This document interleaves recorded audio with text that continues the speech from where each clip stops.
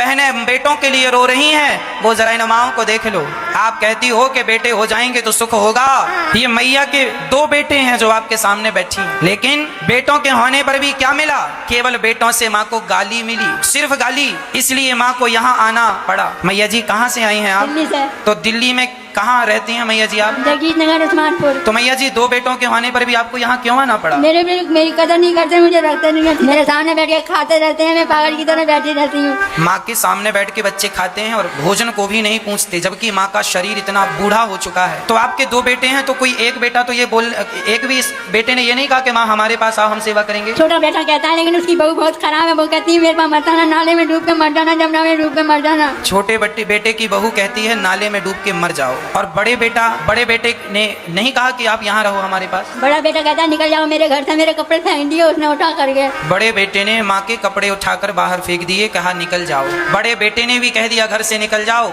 छोटे बेटे की बहू ने कह दिया नाले में कूद के मर जाओ। इस उम्र में जब ठीक से खड़ा नहीं हुआ जाता, इस उम्र में जब शरीर जर्जर हो गया है, तो बताओ फिर 2 बच्चों को माँ बाप क्यों पैदा करते? इसीलिए ना कि इस उम्र में ये सहारा बने, इसलिए तो पैदा नहीं किया कि तुम बड़े हो के मेरा बोरिया बिस्तर सामान बाहर फेंक दो। सारी जिंदगी जो माँ अपने बच्चों को अपना मेरा बेटा मेरा बेटा मेरा बेटा कहती थकती नहीं थी, उन्हीं बच्चों ने आज सामान बाहर फेंक दिया, निकल जाओ मेरे घर से। क्या यही न्याय है इन माओं के साथ? माँ का तो दिल ना दुखाओ जिसने तुम्हें जन्म दिया है, और वो भी इस उम्र में चलने फिरने की हिम्मत नहीं है। जब बच्चों की जरूरत होती है, जब बच्चों के सहारे की जरूरत होती है माँ को, तब बच्चे अपनी माँ को घर से निकाल देते हैं। कितने बच्चों ने इसलिए निकाल दिया कि माँ पैसा दो। कहाँ से लाएगी माँ पैसा? कहाँ से देगी तुम्हें पैसा? सारी जिंदगी दिया तो सही, अरे तुम्हें जन्म दे दिया है, मनुष्य के शरीर में लाकर खड़ा कर दिया, क्या ये कोई पैसे से कम था? लेकिन बच्चों का तो पेट भरता ही नहीं। पता नहीं इस माँ के लिए इनके बच्चों के पास जगह नहीं है। खुद की संतान खुद के बच्चों के लिए भरपूर जगह होगी। प्रार्थना करता हूँ कहीं इनके बच्चे मिले तो जरूर हाथ जोड़ के कहना वाह बेटा,